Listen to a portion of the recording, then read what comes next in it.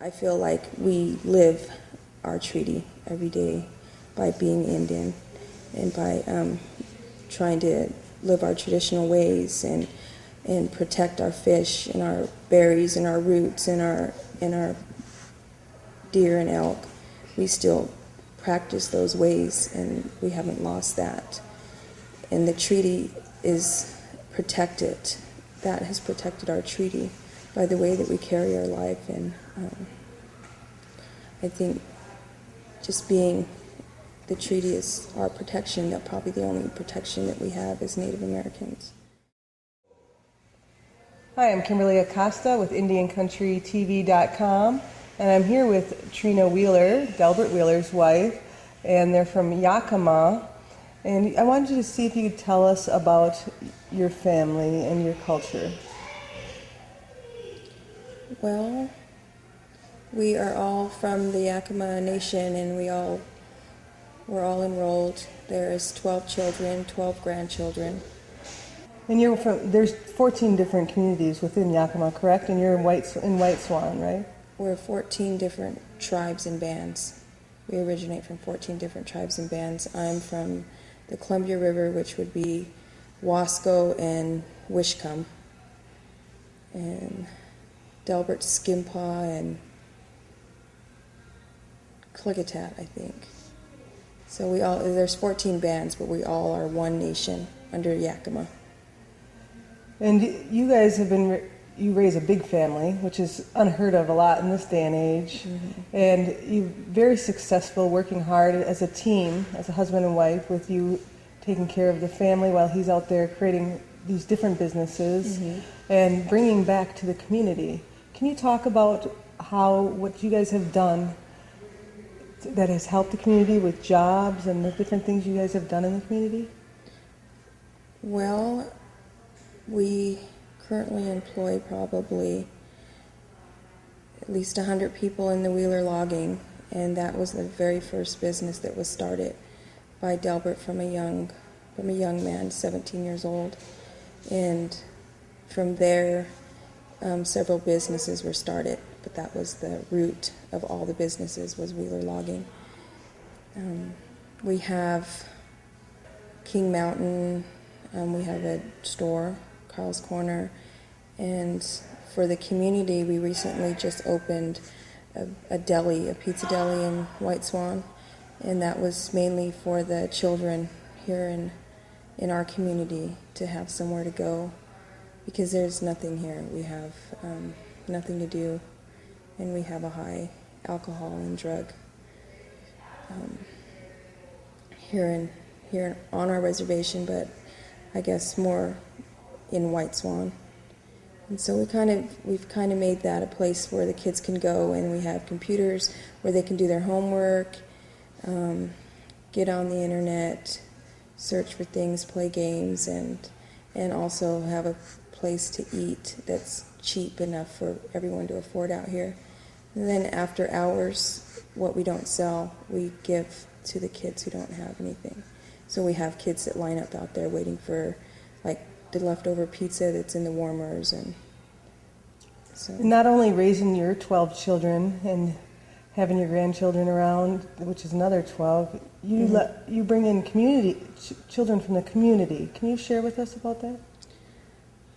Well, we have a lot of family members and our kids as friends who are here, and some of them come from broken families or just raised by grandparents, and there's hardly anything to do out here, so they kind of all congregate to our home, because we're probably the only home that has a swimming pool, and we have a little basketball court and an arena for our horses, and so we kind of have a place for all the kids to come and feel at home and feel safe from other things that may be going on in their homes or in the community that is sad, and so they like coming here, and we just let them come here for comfort or to eat.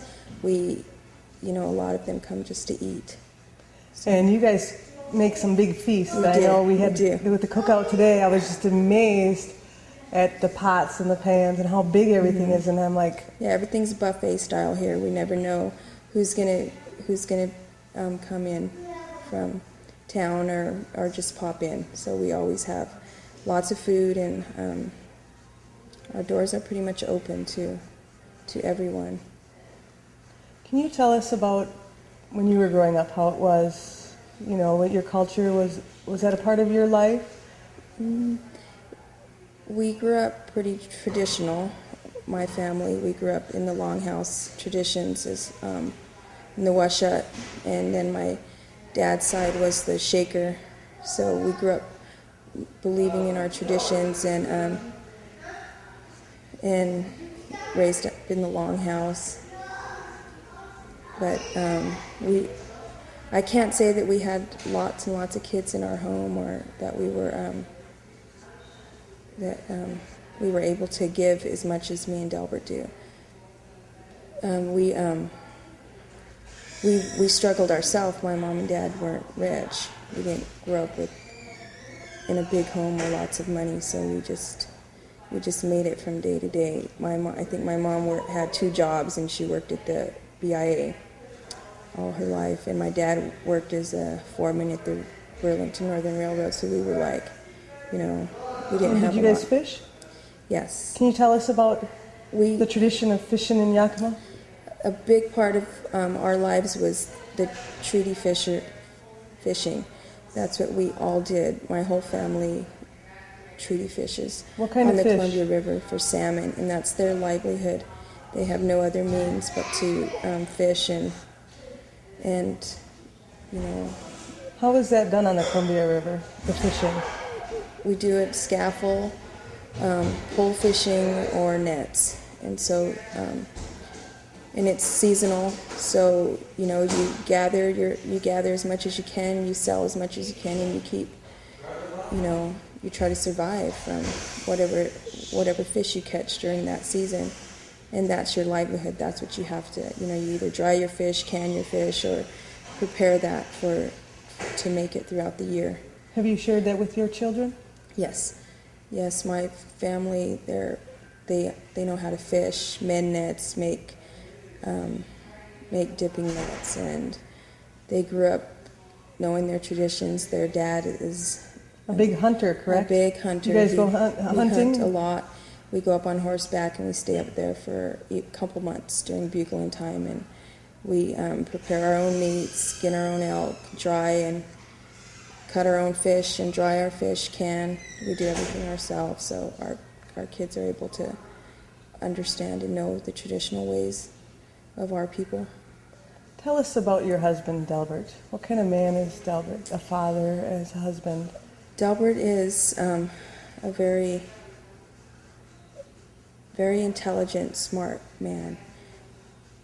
He came from nothing, and he built life for not just us, but for the community. And he's well-rounded in business, in the business arena, but he's still down to earth, and he understands the needs of all people, no matter big or small. He doesn't change much, and from the smallest person to the biggest person, he's still the same person, teaching the same things that he's learned in his life. He's a very strong, a real strong father and role model for our family and for our community. You guys seem very close, yeah. You know, and that's another thing that's hard with everything that's happening in the world today, with so many kids being displaced and not having that strong family structure. I really see that here, watching them. You guys do rodeos and you guys ride horses. Can you talk about that? We probably about 5 years ago, we decided to take over the Treaty Day Rodeo, and we sponsor the whole rodeo, and it's for the community, so that the kids are in the communities and all over Indian country. They all come to this rodeo, and it's free. We don't charge, and we give saddles and buckles and and we just try to make it the biggest event to come to our town, and everybody walks to our rodeo from town, because not a lot of people have cars and ways or means to even get into a rodeo to pay that fee. So, it's a big thing. It's something big here for our community, for our nation. With all the success that you guys have had, taking care of your family and your businesses and helping create jobs here, you guys also do so much more between the pizza deli and the rodeo. And you want to share with us some of the other things you do? I think that you talked about a Christmas. We have a Christmas giveaway. We give to the community of White Swan and also other communities. Whoever comes out here, we do flyers, and we let people know that we're going to have Santa Claus, and we're going to do a Christmas giveaway. They kind of know, and they're wait outside. I mean, the little kids, it's cold because it's in the middle of winter, and there's kids just lined up waiting to get a coat or gloves or a hat because they don't have one, or a bike or a Christmas present because they don't get Christmas. So I guess that's important, and to us to be able to give back to our community. And can you share with us the importance of what the 1855 treaty means to you from the Yakama Nation? I think the treaty means to me, because I feel like we live our treaty every day by being Indian and by trying to live our traditional ways and protect our fish and our berries and our roots and our deer and elk. We still practice those ways, and we haven't lost that. And the treaty is protected. That has protected our treaty by the way that we carry our life. And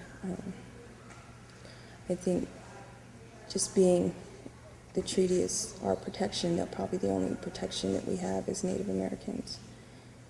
And I believe in it. I believe that that's our law and our way that everybody should see our treaty, just as if they would see a treaty of China or Russia. When they sign the treaty for us, it should be, protected and followed, and because we protect it and follow it. We just need the outside to believe in it like we do. And you help fund the school, is that correct? Yeah, we help a lot of schools, a lot of the events, sports. We buy basketball shoes, uniforms, coats. We put in fundraisers. We throw tournaments. We do whatever we can to help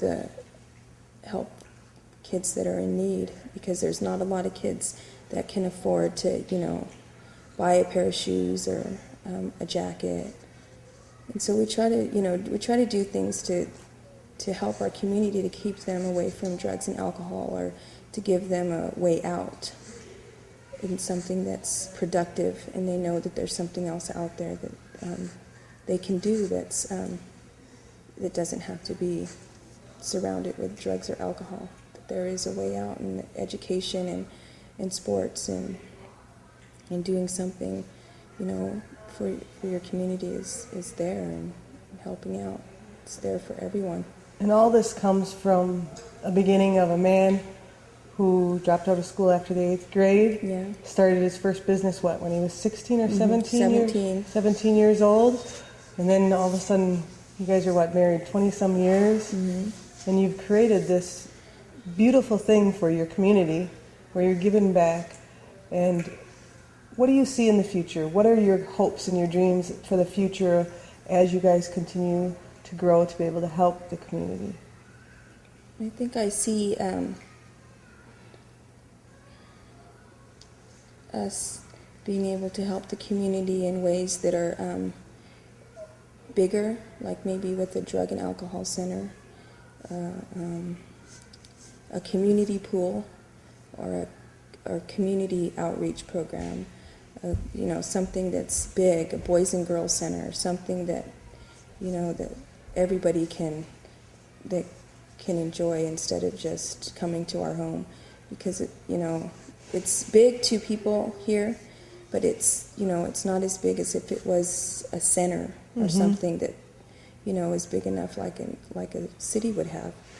And that's what we need. We need to have, you know, something bigger for our Indian children to be able to go to and learn and understand. And they're having a hard time because they're on drugs and alcohol, or they're lost in the system, so they don't want to live. And they have, you know, there's lots of suicides here, just in our town alone. And so being able to have something in the future for them to be able to, you know, go to or free themselves to a better life is what they need, or to know to stay in school, a counseling center. We need, you know, we need a lot. You know, someday we could probably do that. You know, we could probably help with trying to put something like that together. Because we're pretty small right now, but maybe, you know, in the future it'll get bigger, and our dreams will be bigger. But you have accomplished so much more than people could only dream of. But you've been willing to share it with so many people. A lot of people wouldn't do what you guys are doing. You know, a lot of people don't take in children just who have no place to go. You know, so I really commend you guys on that. If there's one message that you can leave today for everyone out there, what would that message be? I think it would be to follow your dreams, get an education, because you need an education in today's world, and find your way out no matter what, because, you know, he's an example of what you can make happen. And then give back. Give back. Don't forget where you come from. Thank you. I appreciate your time. Thank you. Thank you. We go up on horseback and we stay up there for a couple months during bugling time, and we prepare our own meat, skin our own elk, dry and cut our own fish and dry our fish, can. We do everything ourselves, so our kids are able to understand and know the traditional ways of our people.